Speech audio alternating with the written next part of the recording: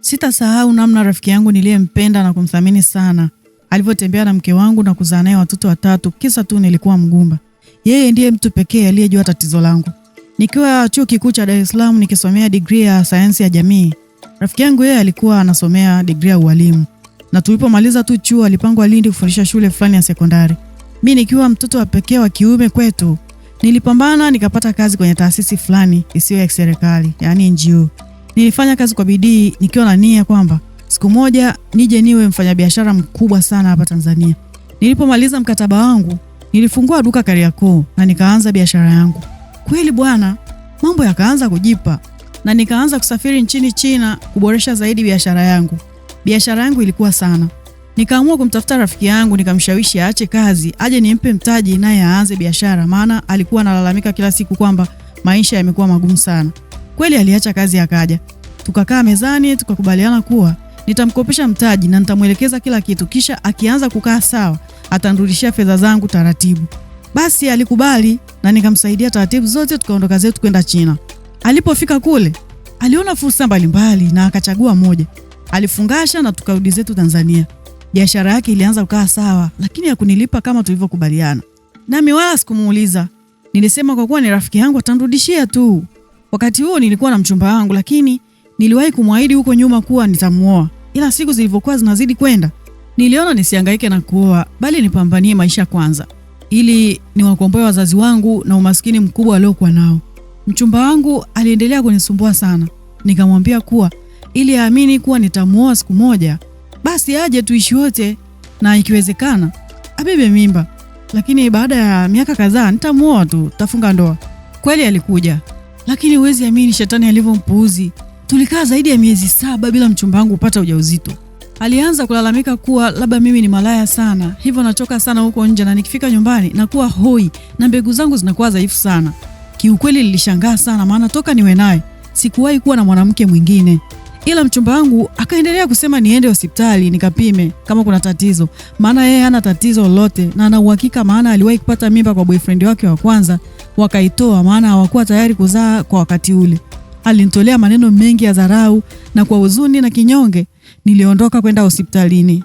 Majibu yalipotoka yalitaka kuchukua uhai wangu. Daktari aliniambia sina uwezo wa kuzaa na sitaweza kuwa na mtoto katika maisha yangu yote. Nililia sana siku ile. Niliteseka sana. Sitasahau namna nilijaribu hata kujitoa uhai kwa kumeza dawa kadhaa na pombe kali. Nilikaa baa hadi saa 9 usiku. Ndipo nikaamua kurudi nyumbani. Sikuwahi kuchelewa nyumbani namna ile. Hivyo nilipofika nyumbani nilimkuta mchumba wangu kakaa sebleni na akaanza kunishambulia kwa maneno makali na ya kejeli na ya dharau, maana nilikuwa nimelewa sana. Nilimpa vile vipimo na nikamweleza ukweli wote. Alionyesha kunihurumia, akasikitika sana, alilia mno, akanitia moyo na kuniambia mapenzi ya Mungu hayana makosa, nisijue alichokuwa anawaza moyoni. Asubuhi niliamka salama, ila kichwa kilikuwa kinaniuma sana. Nilijiandaa nikanywa chai aliyoniandalia na kuondoka kuelekea kazini. Kumbe huku nyuma bwana alikusanya kila kilichokuwa chake na kuondoka. Aliacha ujumbe nilioutafsiri kama wa kejeli na dharau mezani, uliosomeka: kwa heri ya kuonana, naomba usinitafute maana hutakaa unipate. Ningependa siku moja kuitwa mama, hivyo siko tayari kuishi na mgumba. Maneno haya yalinivunja vipande ndani. Niliumia sana jamani. Nilikata tamaa ya kuishi maana nilimpenda sana. Niliwaza sana siku ile. Nikasema sasa pesa natafuta kwa ajili ya nini? Lakini kwa mara nyingine nikasema bora kufa tu. Licha ya maumivu yale, huwezi amini, nilipiga moyo konde na kuanza kumtafuta. Nilimpigia kwenye line zake zote lakini sikumpata. Nikahisi huyu atakuwa kaniblock tu. Nilihangaika zaidi ya miezi 6 bila mafanikio. Siku moja bwana, niliamua kwenda mkoa fulani kutuliza akili. Nikiwa pale hotelini nilimuona mwanamke mmoja ambaye nilimtafsiri kama mrembo sana. Nilishindwa kuvumilia nikamfuata. Hello mrembo, mambo? Aliitikia poa tu. Habari yako? Nami nikaitikia poa sana. Mimi naitwa James. Wewe? Nami naitwa Lily. Tulipiga story 2-3. Ghafla tukajikuta tumezoeana. Tukabadilishana namba. Niliporudi Dar tuliendelea kuwasiliana na taratibu tukaanza kuingia kwenye mahusiano. Nilimuita Dar aje tuanze maisha. Sasa kwa kuwa rafiki yangu lote alijua tatizo langu, alitafuta ukaribu na mke wangu na kuanza kumwelezea matatizo yangu ya kutoweza kuzalisha. Wakati huo nilikuwa napanga kufunga ndoa ya ndoto zangu, isiyo na mambo mengi na Lily. Tulifunga ndoa simple tu kanisani na tukaendelea na maisha. Siku moja Lili aliniambia anajisikia vibaya. Nilimchukua nikampeleka hospitali na alipopimwa aligundulika mjamzito. Aisee, nilishtuka sana. Lakini sikutaka kumuonesha hofu yangu maana sikuwahi kumueleza matatizo yangu. Niliogopa kutokana na experience ya nyuma. Nilimfurahia sana Lili mke wangu asijue nilivyokuwa naugua moyoni. Nilikuwa nikijiuliza sana maswali kwamba imetokea muujiza au mke wangu anachiti. Nilirudi hospitali kupima na vipimo vilikuwa vile vile. Niliapa moyoni kuwa nitakaa kimya na mtoto atakapozaliwa nitamlea kama wangu. Alizaliwa mtoto wetu wa kwanza na alikuwa wa kiume. Nilimlea kwa mapenzi sana. Na baada tu ya miezi michache, mke wangu akaanza kulalamika tena homa. Nilimpeleka hospitali na akagundulika tena kuwa ana mimba. Na awamu hii ni ya mapacha. Nikasema mpuzi gani huyo ananipigia mke wangu namna hii? Na awamu hii kaweka wawili. Nilitulia tu na kukubaliana na hali na kuendelea kumlea mtoto wangu nisiyejua baba yake na wanaokuja nisiyojua nini kinatokea nyuma ya pazia. Nilianza kujiuliza mbona muda mwingi nakuwa na mke wangu? Muda wa kufanya haya anautoa wapi? Siku ilifika na mke wangu alijifungua mapacha, mmoja wa kike na mwingine wa kiume. Niliwalea kwa upendo mkubwa na baada ya miaka michache walianza shule. Walipishana mwaka mmoja tu na kaka yao.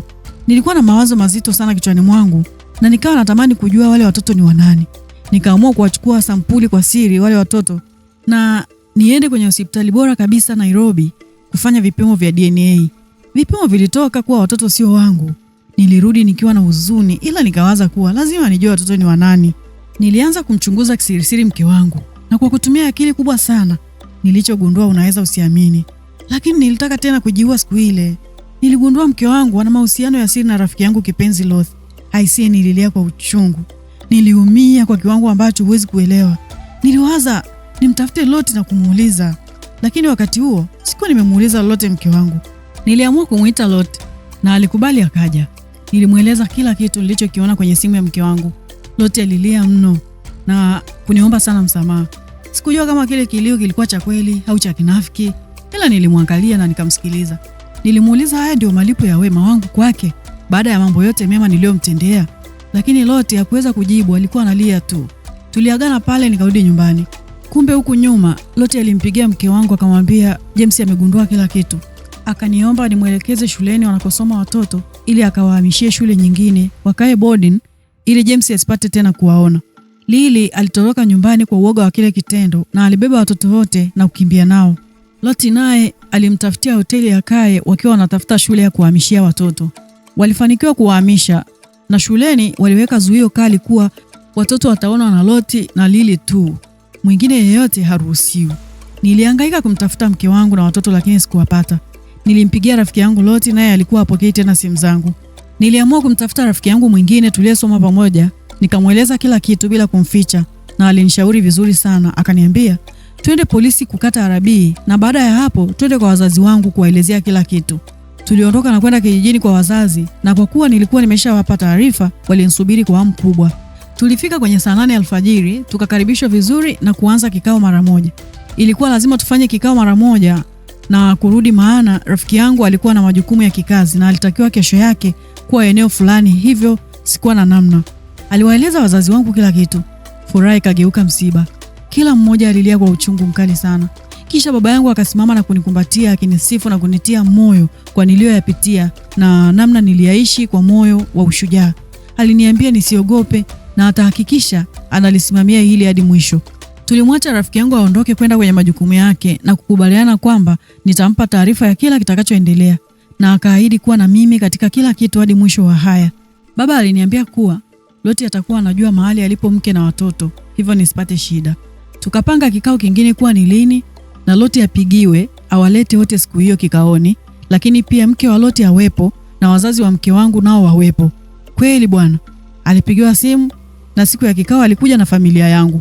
Watoto wangu waliponiona walinikimbilia na kunikumbatia wakiniuliza kuwa nilikuwa wapi siku zote.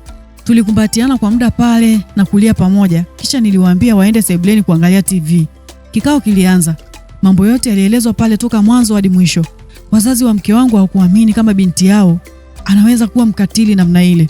Walimuuliza kwani ungepata shida gani kuishi bila kuwa na watoto mpaka ukaamua kujidhalilisha kiasi hiki? Katika kile kikao kila mtu alikuwa akilia kwa namna yake na wengine walinionea huruma sana. Nilipewa nafasi ya kuongea na nikasema kuwa niko tayari kumsamehe mke wangu na kuchukua watoto wangu. Loti alikataa kata. Alisema naye anawataka watoto wake. Aliulizwa kama alisharudisha pesa zangu, akasema bado, ndio alikuwa kwenye mchakato wa kuanza kuzilipa. Watu wote walimshangaa kwa unyama aliomtendea rafiki aliyemtoa kwenye dimbwi zito la umaskini na kuwa tajiri. Wakati huo mke wake alikuwa amelia mpaka ameishiwa nguvu, maana hakutegemea kama mume wake ni mtu fedhuli kiasi kile, na inasemekana waliachana siku ile ile. Alisema amekuwa na changamoto ya uzazi muda mrefu, hajawahi kuwa na mtoto, lakini hakuwahi kuwaza kuwa mumewe ni mtu katili hivyo. Mwishowe baba yake James alisimama na kusema kwamba hizo hela James anazomdai Loti aachane nazo, wala asizitake tena. Watoto wote waondoke na Loti, na wakifikisha miaka 18 na kuendelea ndipo waambiwe ukweli wa kinachoendelea. Pia akaamuru Lili aondoke na apewe talaka. James abaki mwenyewe na ikiwezekana ahame kabisa eneo lile. Loti alisimama na kumuomba msamaha rafiki yake, lakini James hakuwa anataka tena kusikia lolote kutoka kwa Loti. Kikao kiliisha na James akaendelea na maisha yake. Siku ile baada ya kikao, nilijifungia chumbani kwangu kwa siku 3 bila kula, bila kuoga, bila hata kuzungumza na mtu yeyote. Nilihisi dunia imeniangukia. Nilikuwa nimepoteza kila kitu: mke wangu, watoto niliowalea kwa damu na jasho, rafiki yangu niliyemwamini kama ndugu yangu wa damu, na hata hadhi yangu machoni pa jamii. Nilihamia Mikocheni, sehemu ambayo ilikuwa ya kimya, ambako hakuna mtu aliyenijua. Nilianza maisha upya kimya. Niliacha biashara zangu zote zishikwe na watu wengine. Nikaenda kusomea masuala ya ushauri wa kisaikolojia kwa sababu nilihitaji kuelewa jinsi ya kusaidia watu walioumizwa kama mimi. Miaka 3 ya kwanza ilikuwa ni giza totoro kwangu. Nilikuwa nalia sana usiku nikitazama picha za watoto wangu waliokuwa wananiita baba. Nilikuwa najiuliza kama walikuwa wananikumbuka. Wakati mwingine nilikuwa naandika barua ndefu kwao kisha nazichoma kwa uchungu mkubwa sana. Mwaka uliofuata nilikutana na mwanamke mmoja anaitwa Rehema. Alikuwa na tabasamu la ajabu ambalo lilinifanya nihisi kama siku zangu za giza zinaweza kuwa zimepata mwangaza. Hakuwa na watoto. Alikuwa mjane ambaye alipoteza mume wake kwenye ajali ya gari. Tulianza kuzungumza, tukazoeana, lakini nilimwambia wazi mapema kabisa, mimi ni mgumba, sina uwezo wa kuzaa. Alinitazama kwa macho ya huruma akasema, James, watoto ni zawadi ya Mungu, lakini mapenzi ya kweli ni uamuzi kutoka ndani, na mimi nimeamua kukupenda kweli. Nililia mbele yake kwa mara ya kwanza baada ya miaka 5. Nilihisi amani kubwa sana. Tulioana kwa harusi ndogo sana. Mwaka wa 7, muujiza wa ajabu ulitokea. Rehema alipata ujauzito. Nilikataa kuamini. Nilimpeleka hospitali 3 tofauti kufanya vipimo. Majibu yalikuwa ni yale yale. Nililia kwa nguvu mno. Daktari alinitazama na kuniambia, inawezekana James, inawezekana kabisa. Kuna watu huwa na tatizo la muda tu, lakini miujiza hufanyika. Mungu ni wa ajabu sana. Alizaliwa mtoto wa kike. Tukampa jina la Miracle.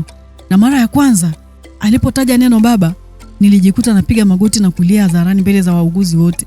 Sikujali nani anaangalia. Lakini furaha yangu haikudumu sana.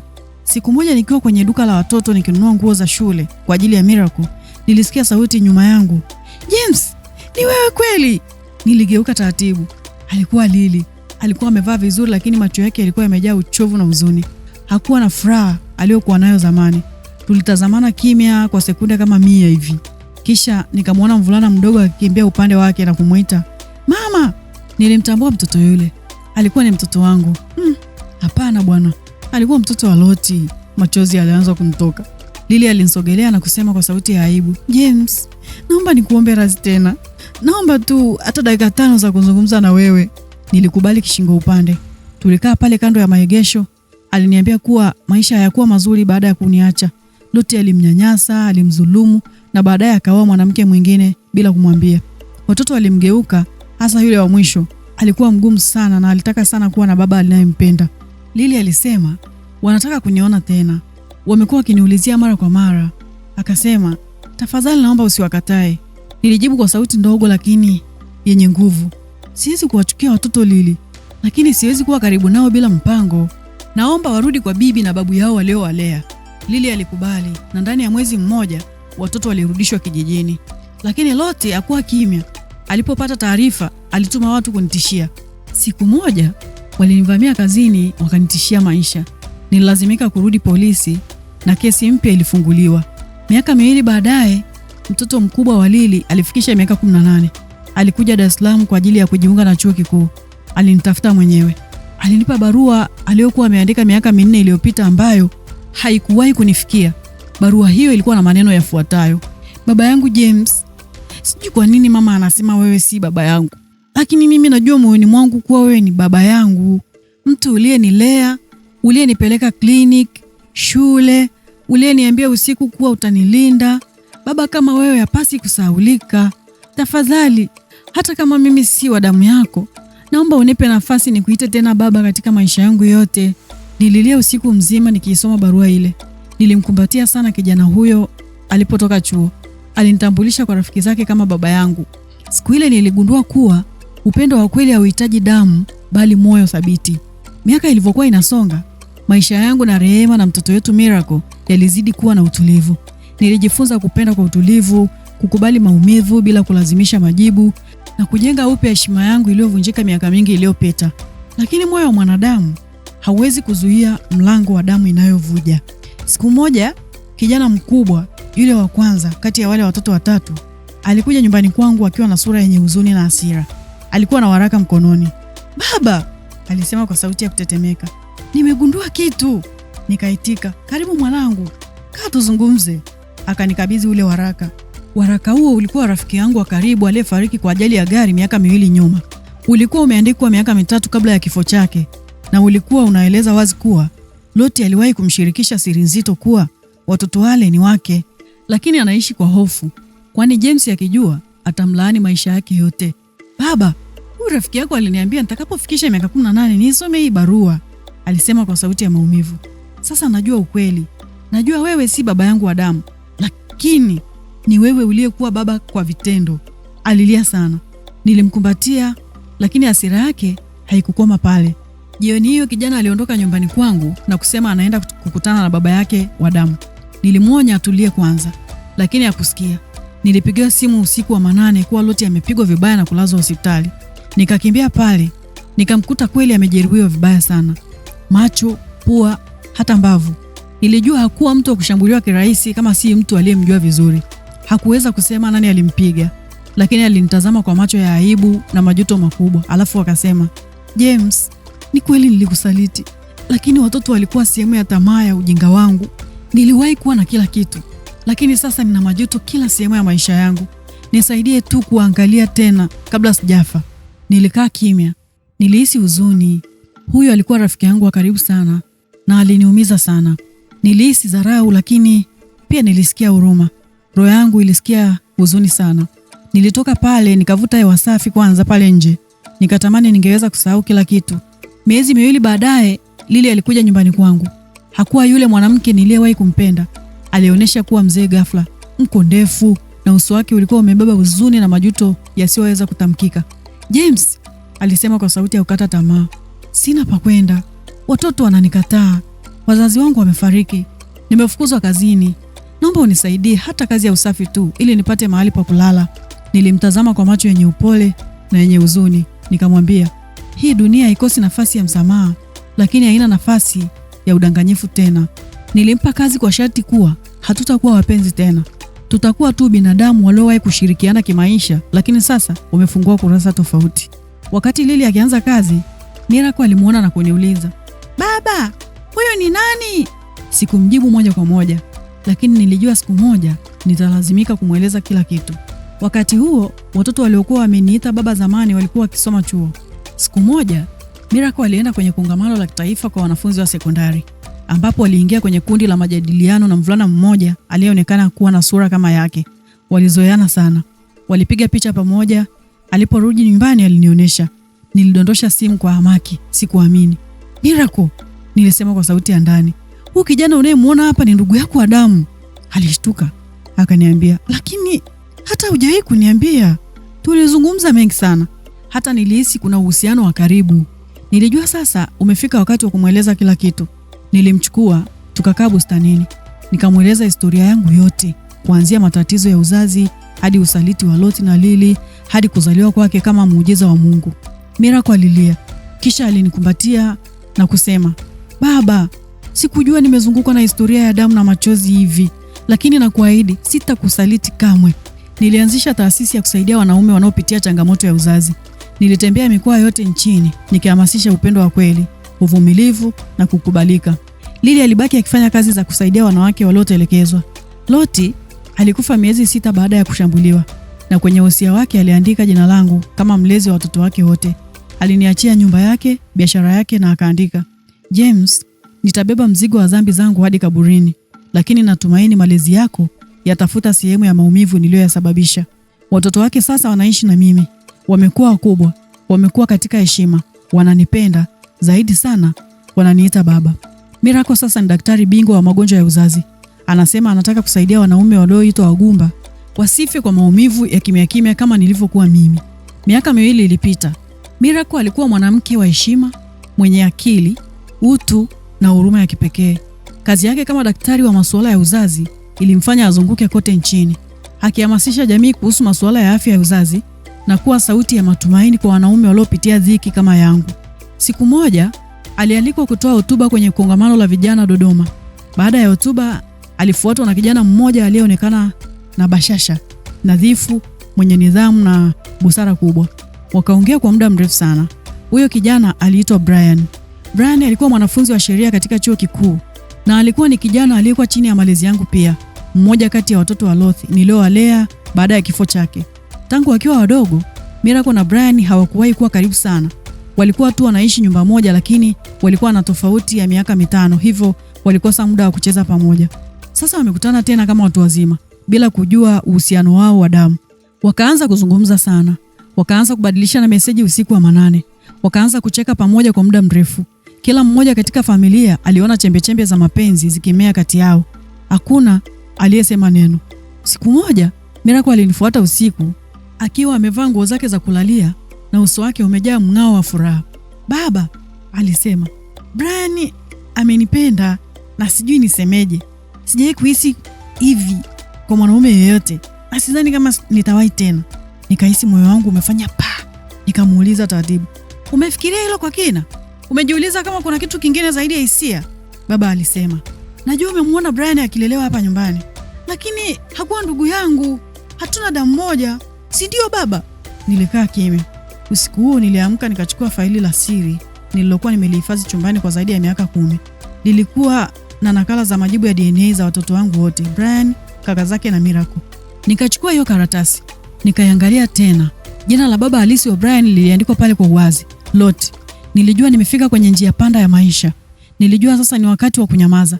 Siku iliyofuata niliwaita wote wawili, tukakaa meza moja. Nilianza kwa kuwasimulia historia nzima, nilivyokutana na Loti, nilivyosalitiwa, nilivyolea watoto wasio wangu na jinsi muujiza ulivyokuja kwa kuzaliwa kwa Miracle. Wote wawili walilia. Brian aliinamisha kichwa chini na kushika uso. Miracle alilia kwa sauti kubwa sana akasema, "Baba, mbona hukuniambia mapema? Mbona hukuniokoa kabla sijatumbukia kwenye hisia nzito hizi?" Nikakumbuka vile vile, hata mimi nilikataa kusimuliwa baadhi ya mambo nikiwa mdogo. Siri zingine huwa ngumu kuamini hadi umekuwa mkubwa. Baada ya siku chache za maumivu na majuto, Miracle alifunga safari kwenda Zanzibar peke yake kupumzisha akili.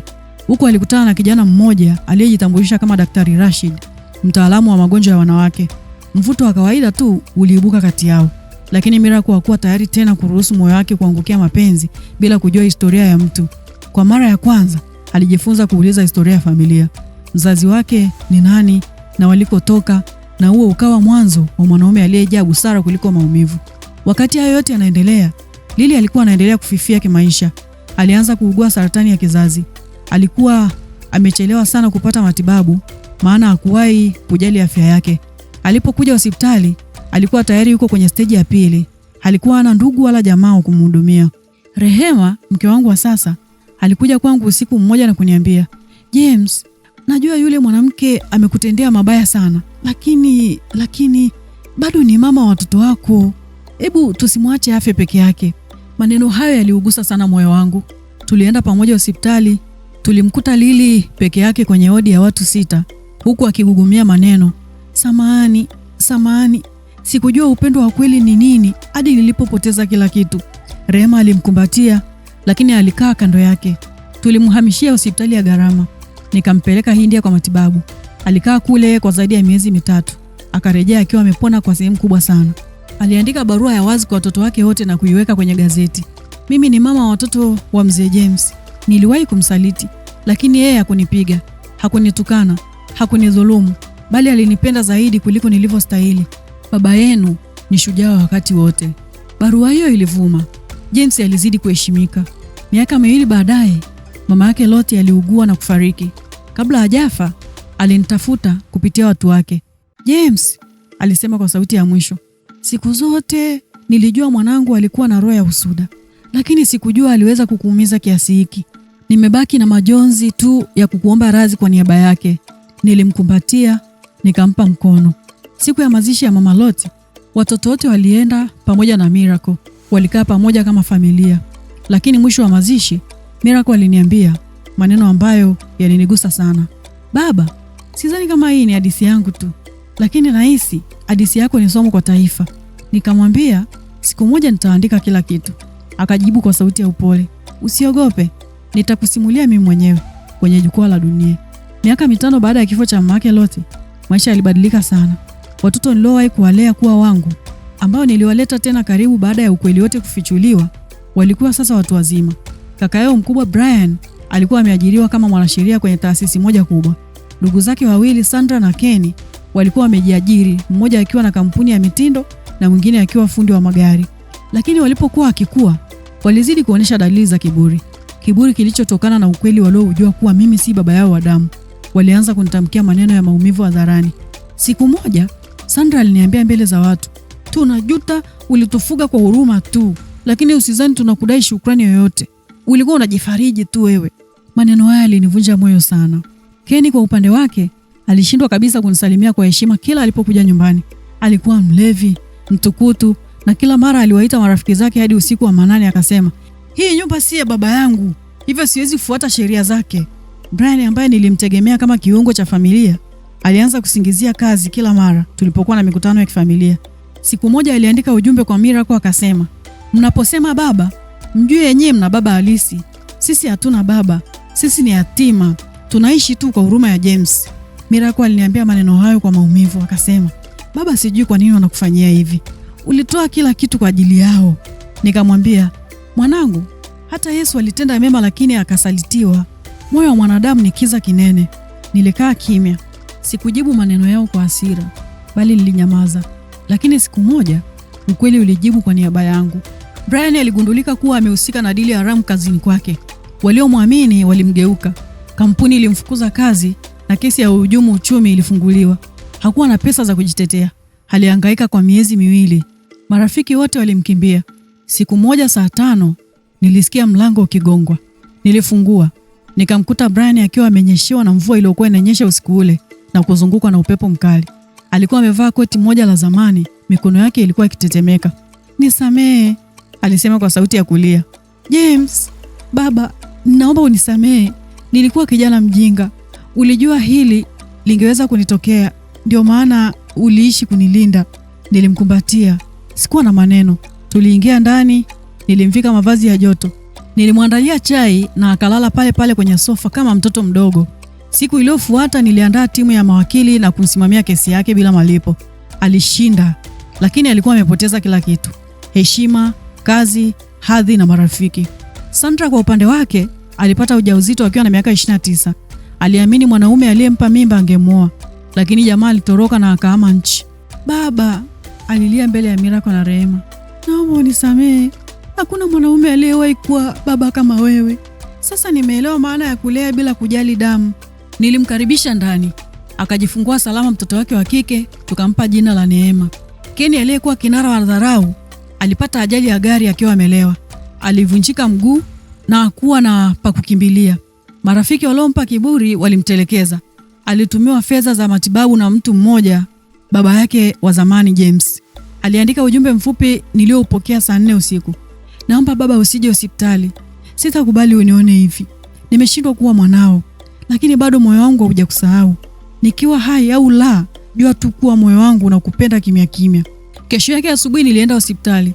Aliniangalia kwa macho yaliyojaa machozi. Nikasema, "Nimeona watu wakipona miguu, lakini sijawahi kuona moyo uliovunjika ukirudi kuwa sawa. Nitakusaidia." Siku ya kumbukumbu ya miaka 30 ya taasisi ya Familia Bora nchini Tanzania, James alialikwa kama mgeni rasmi. Alisimama mbele ya umati wa watu, wazee, viongozi, vijana, wake kwa waume, na kusema, wengi hunijua kama baba wa Miracle, lakini leo naomba mniite baba wa watoto wote waliowahi kunikosea. Mapenzi ya kweli sio yale ya damu, bali ya moyo usiokuwa na masharti. Leo nimesimama hapa si kwa sababu ya utajiri wala elimu, bali kwa sababu ya msamaha. Kisha akaenda mbali zaidi. Watoto waliowahi kuniita baba kisha wakaniacha, wote sasa wamerudi nyumbani. Na nyumba yangu haitawahi kufunga mlango kwa yeyote anayehitaji nafasi mpya. Umati ulilia, watu walimshangilia. Miaka michache baada ya watoto wa Loti kurejea katika maisha yangu kwa majuto na machozi, Sandra aliyekuwa amejaliwa kuwa mama wa binti mrembo aitwaye Neema, alikuja kwangu mwenye furaha. "Baba," alisema kwa heshima ambayo sikuwa nimewahi kusikia kwake kwa miaka mingi. "Nimepata mwanaume anayenipenda na ametaka nimtambulishe kwa wazazi wangu." Akatabasamu kwa macho ya furaha. "Nina mmoja tu aliyebaki ambaye alinilea, akanikemea nilipokosea, akaniokoa nikiwa kwenye giza. Ni wewe baba, ni wewe baba James." Nilikaa kimya. Moyo wangu uligubikwa na hisia ya huzuni, lakini ilikuwa ni huzuni tamu. Sikutegemea Sandra angenitamkia hivyo kwa uwazi. Harusi ikapangwa. Ikawa ya heshima kubwa. Ilihudhuriwa na watu kutoka kila pembe ya nchi. Miracle ndiye aliyekuwa maid of honor, huku Kenny akiwa best man wa bwana harusi, ambaye alikuwa mfanyabiashara mchanga lakini mwenye heshima na hekima isiyo na kifani. Siku ya harusi nilisimama kutoa hotuba kama baba. Nilianza kwa sauti ya upole. "Leo sisimami kama baba wa damu, bali kama baba wa mapenzi." Mwaka mmoja uliopita, Sandra aliniita kwa jina ambalo nilikuwa sijasikia kwa miaka mingi. Aliniita baba. Leo nimesimama hapa nikiwa na fahari, si kwa sababu ya cheo wala heshima, bali kwa sababu Sandra aliona mwanga hata baada ya giza la makosa yake.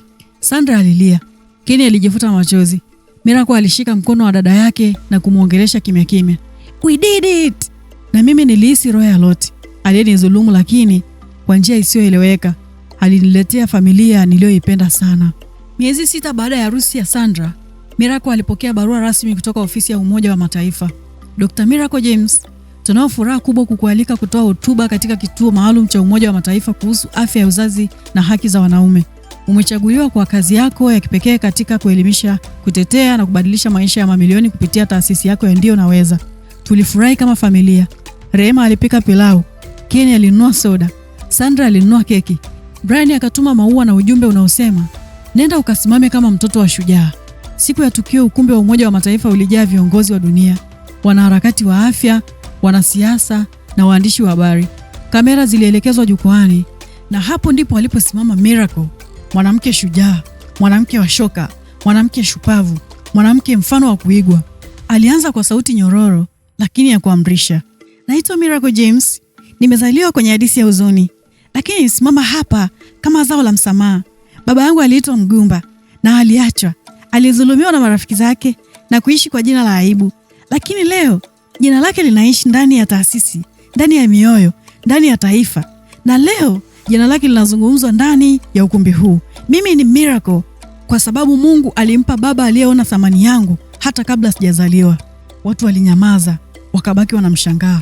Walimshangilia kwa dakika kadhaa bila kukoma. Kamera zikamfuata hadi jukwaa la nyuma. Waandishi wakamuita, "She is the voice of the fathers forgotten by the world."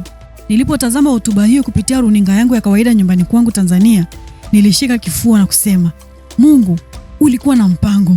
Niliitwa mgumba, nilitukanwa, nilibezwa, nilitengwa, lakini leo nimejua hakuna maumivu yanayopotea bure." Watu walianza kumiminika kwangu, wengine wakiomba ushauri, wengine msaada, wengine wakiniambia hadithi zao. Nilianzisha taasisi ya makao kwa wanaume waliotengwa na wake zao baada ya kugundulika hawawezi kuzaa. Wanaume walioteseka kimya kimya walikuja, wakapumua machungu yao yote pale kwangu. Miracle alianzisha kampeni ya kimataifa, "Sio lazima uzae ili uitwe baba." Miaka 2 baada ya hotuba ya kihistoria katika jukwaa la Umoja wa Kimataifa, Miracle alikuwa gumzo la dunia. Alitajwa kwenye jarida la Forbes Under 30. Alihutubia mabunge mbalimbali na hata akaunda programu ya kusaidia wanawake waliopata changamoto ya kuolewa na wanaume waliokata tamaa ya uzazi. Akiwa kwenye moja ya makongamano ya afya Afrika ya Kusini, alikutana na kijana mwenye mvuto wa kipekee aliyeitwa Dr. Liam Mwakyusa, daktari bingwa wa upasuaji wa moyo. Alikuwa na sauti tulivu, akili ya ajabu na haiba ya kimvuto kama sinema za Kihindi. Walipoanza kuzungumza, waligundua kuwa wana ndoto zinazofanana. Walipendana haraka na miezi 9 baadaye Miracle aliniletea habari njema. "Baba," alisema huku macho yake yakiangaza furaha. "Nimepata mchumba. Anaitwa Liam, anataka kunichumbia. Harusi itafanyika Zanzibar, tunataka iwe harusi ya ndoto zetu." Nilimkumbatia kwa nguvu. Rehema alilia kwa furaha. Familia nzima ilianza maandalizi. Lakini furaha hiyo kidogo iingiliwe na ibilisi.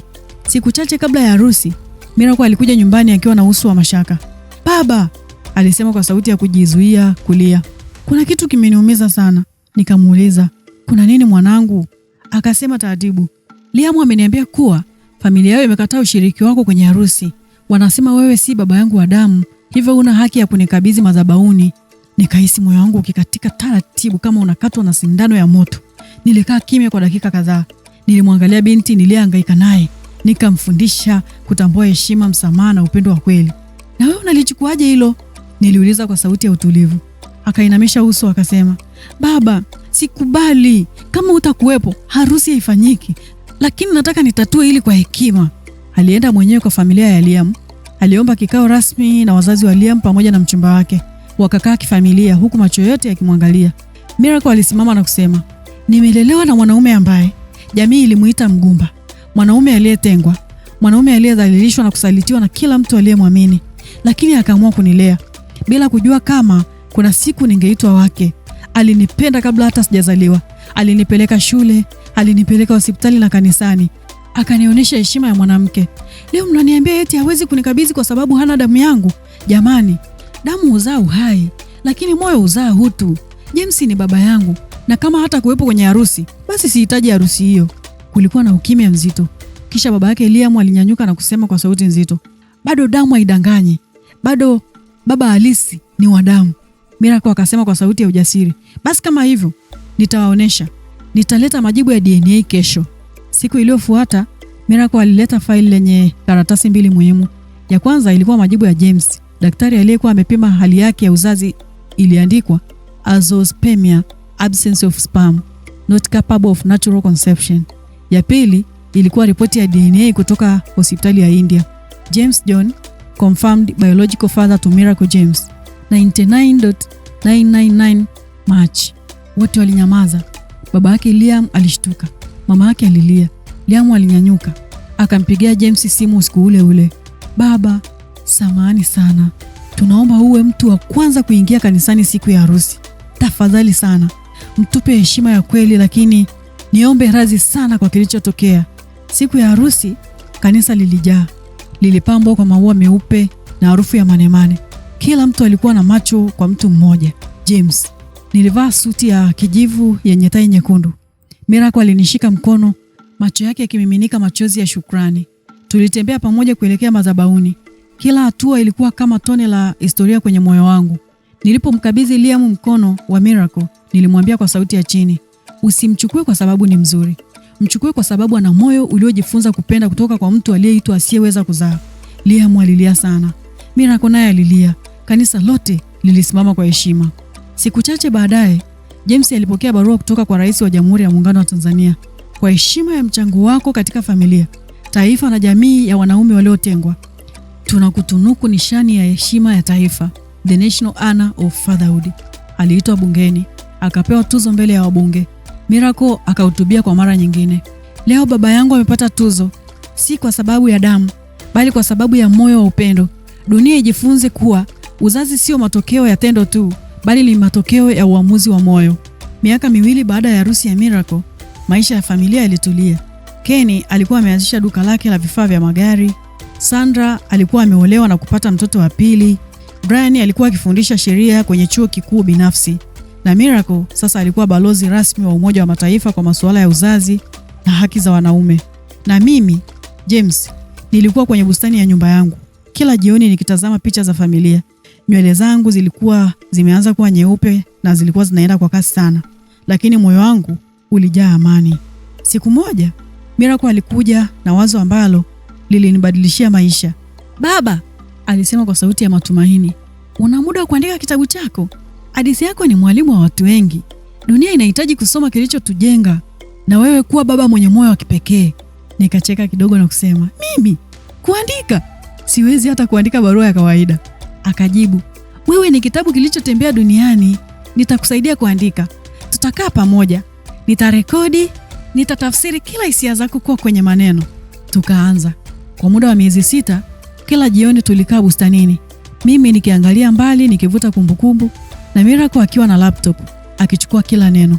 Tulipomaliza, tukakiita kitabu. Waliniita Mgumba, safari ya mwanaume aliyekataa kulipiza kisasi. Kilichapishwa kwa mara ya kwanza na kampuni ya kimataifa ya vitabu. Ndani ya wiki 2, kikawa best seller Afrika Mashariki. Watu waliandika maoni mbalimbali, waliopitia huzuni kama yangu walinipigia simu, na wengine walikuja hadi nyumbani kunikumbatia tu. Siku moja tulipokuwa tunakula chakula cha jioni, Miracle aliniletea taarifa nyingine. "Baba," akasema kwa heshima, "Netflix wamewasiliana na sisi. Wamesoma kitabu chako. Wanataka kuifanya filamu ya kimataifa." Nilishtuka. Nilizani ni mzaa, nikamwambia, "Hao si wanatafuta hadithi za kisasa? Hii yangu si ya kusikitisha sana?" Akasema kwa macho yenye furaha, "Ndio maana wanaitaka baba. Watu wanaifurahia sana." Mkataba ulisainiwa. Filamu hiyo ilipewa jina The Father They Never Knew, baba ambaye hakutambuliwa. Miracle alisimamia kila kipande cha filamu hiyo. Akahakikisha kila tukio linachezwa kwa usahihi.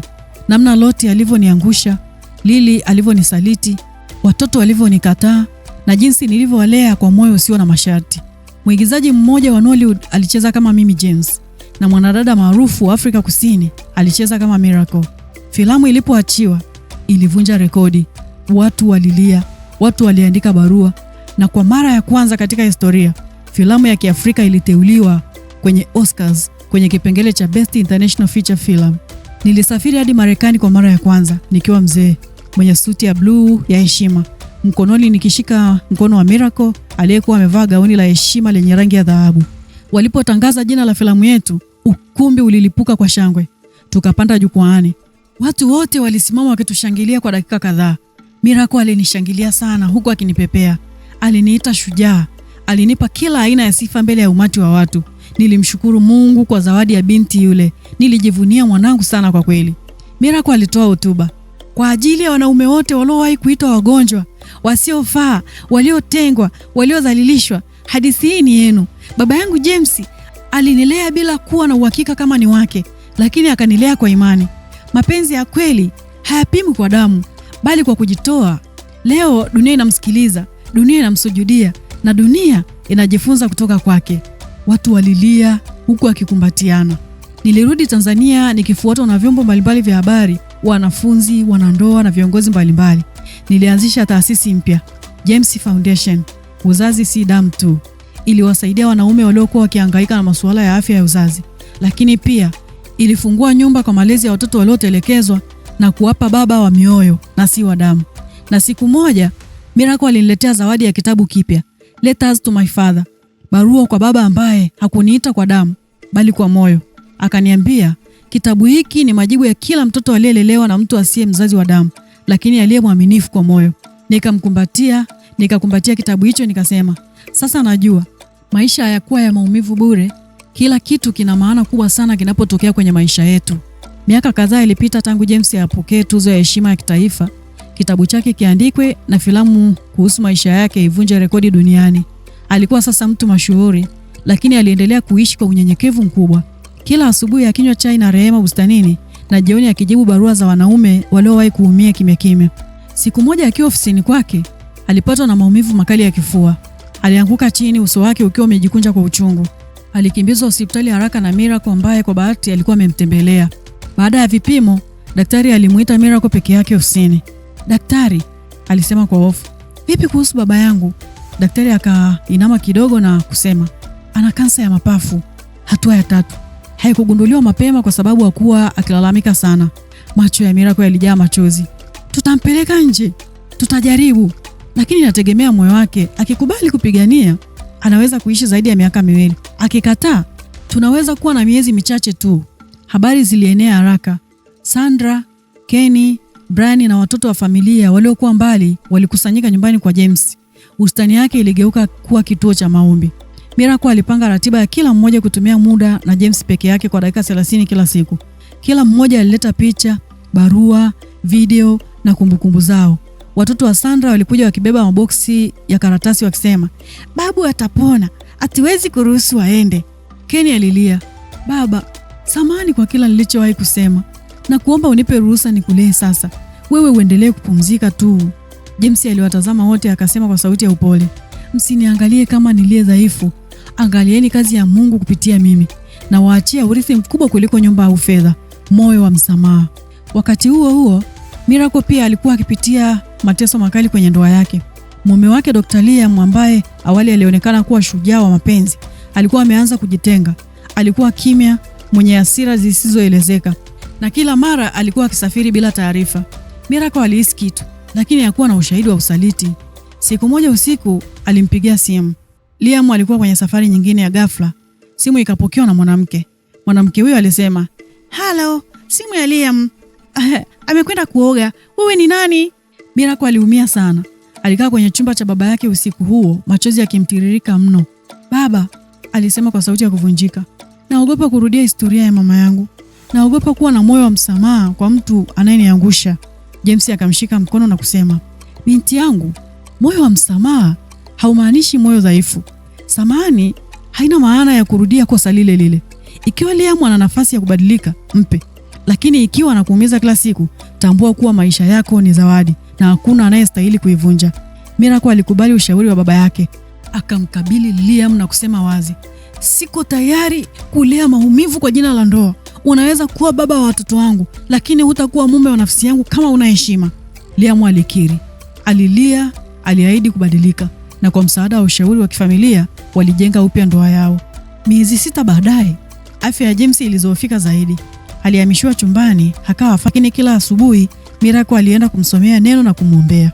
Siku moja alikabidhiwa barua kutoka Nigeria kwa kijana mmoja aliyeandika, "Nilikusoma kwenye kitabu cha shule.